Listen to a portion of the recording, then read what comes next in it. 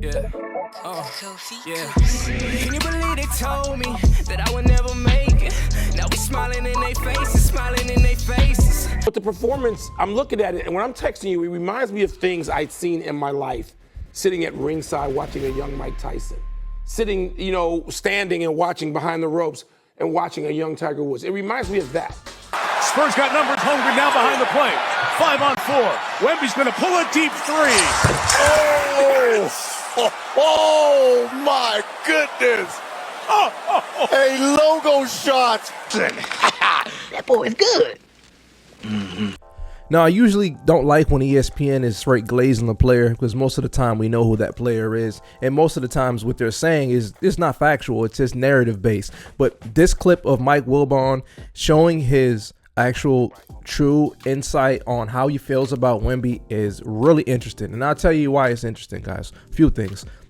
Michael Wilbon is one of the best journalists when it comes to basketball. He was old enough to watch some of the best athletes that ever lived from, obviously the 1900s to the 2000s. To see him speak about Wemby, you realize how special of a player he is. I want to get into some more as to why I think how incredible Wemby's performance was, but just think about this. This guy is 22 years old. We haven't even seen like the full, package pause of what he has to offer. And as we continue to watch this guy perform at a high level, we keep thinking this is not even the full, potential this guy has to offer. So I want to run this clip of what Michael Wilbon had to say about Wemby, and then we're going to get into my takes. If you're new to the channel, hit that subscribe. Let's do it.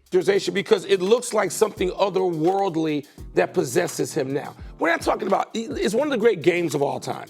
But the performance, I'm looking at it, and when I'm texting you, it reminds me of things I'd seen in my life, sitting at ringside watching a young Mike Tyson, sitting, standing and watching behind the ropes and watching a young Tiger Woods. It reminds me of that, where everyone is in awe of everything he's doing, including the opposition. They don't want to tell you that. And it's happened, with Bird and Magic and Jordan and Kobe and Shaq and the great players, LeBron, of course. It's happened, but this dude is 22 and he's doing this. Yep. And there's a certain, you tell me if I'm wrong because you know him so much better. There's a certain pettiness that has to go into it, which I love, which he dislikes. The great players have an active dislike for other teams and other people.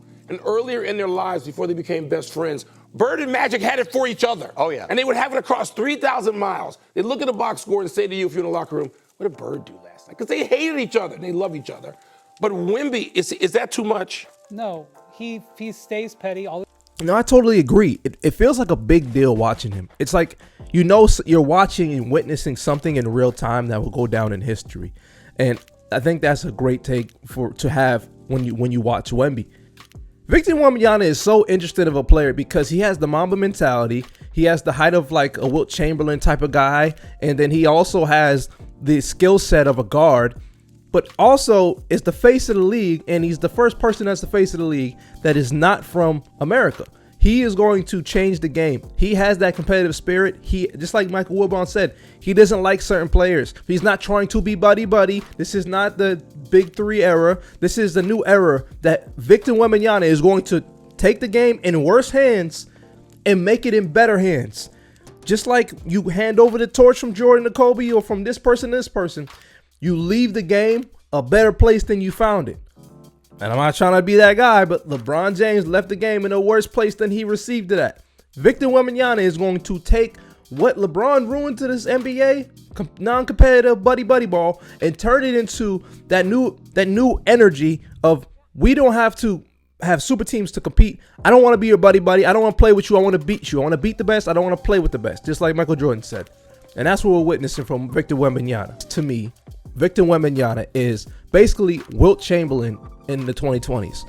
Now, I will say this. I am not referring to how Wilt Chamberlain played the game. I'm referring to how he dominated the game and how much of an imposer he was on the floor. So if we're taking Wilt Chamberlain, his body type, his structure, and we're just putting him in the 2020s, he would play like Victor Wembanyama. Of course, if you take Victor Wembanyama and put him back into 1960s, he'll play like Wilt Chamberlain. So what I'm saying is we're witnessing what Wilt would look like if he played in this NBA and came up in the era where, you know, he could put the ball on the floor, dribble, and shoot threes, and it was allowed through the offense. Because the people who knock the players of the 60s for saying they weren't as skilled don't realize the game was different. If you play basketball and think that you are going to be 7 feet tall and bring the ball up, and then if they're open, pull up for a three, your coach will kick your ass and tell you to get the hell out the game. So what we're witnessing is special from Wemby.